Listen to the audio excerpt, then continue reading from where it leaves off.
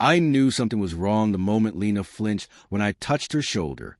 Not a big flinch, just a tiny involuntary twitch. The kind people make when they're afraid of being caught. But caught doing what? For months, she'd been the jealous one. Jealous when I worked late. Jealous when a coworker texted me about a project. Jealous when I so much as mentioned someone else's name. It used to frustrate me. Then it worried me.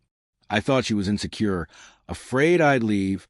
I never imagined jealousy could hide something else entirely. One night, after another argument sparked by absolutely nothing, she locked herself in the bathroom. I sat outside the door, exhausted. "Lena, talk to me," I said gently. Silence. Water ran. A drawer slid open. A soft, shaky breath escaped her. "Please." I tried again. "We can't keep going like this." She finally whispered, "You don't understand, Matt. You never do." But she wouldn't say anything more. The next night, she fell asleep unusually early. I wasn't proud of what I did next, but confusion corrodes judgment, and mine had been dissolving for months. Her phone, face down on the nightstand, buzzed with a message. One preview. One name. Evan. My cousin. We weren't close growing up, but we'd reconnected the past year. He was charming in a slippery way, but Lena barely knew him. At least, I thought she didn't. My stomach tightened as I picked up the phone. I didn't open anything, but the lock screen preview was enough. You didn't have to lie to him. Just tell me when we can see each other again. My throat dried. A cold, electric stillness pulsed through my body. The room, dim and quiet, suddenly felt sinister. The next morning, I acted normal. Lena acted better than normal, almost relieved, cheerful even. She made coffee, kissed my cheek, and hummed as she walked around the kitchen. The kind of humming people do when they put something behind them, or think they have. By noon, I couldn't stand it. I stepped outside, phone in hand, and called Evan. He answered with a lazy grin in his voice. "Matt, what's up, man?" "Cut the crap," I said, surprised at how steady my voice sounded. "How long has it been going on?" A beat of silence, then a sharp inhale.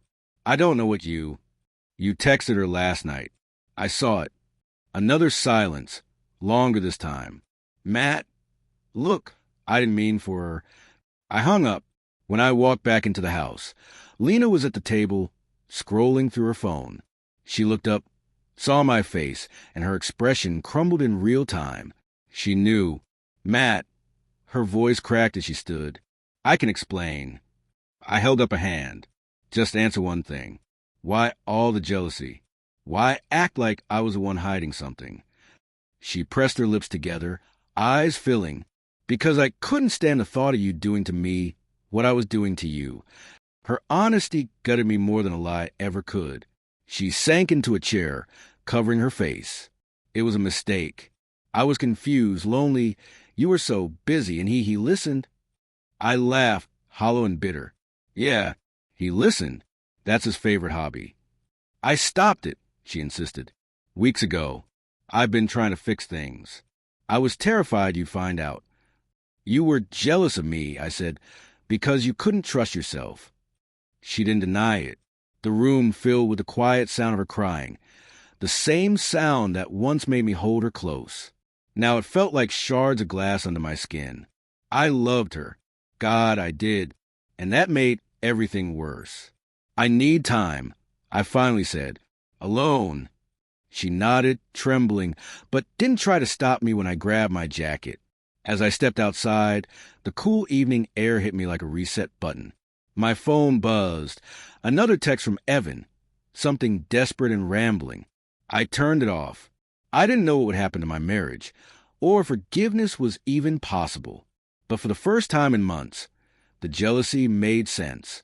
And so did the pain spreading through my chest like a slow, devastating fire. Because betrayal doesn't just break trust.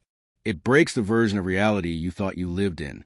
And I was standing in the ashes, wondering what could be rebuilt, if anything at all.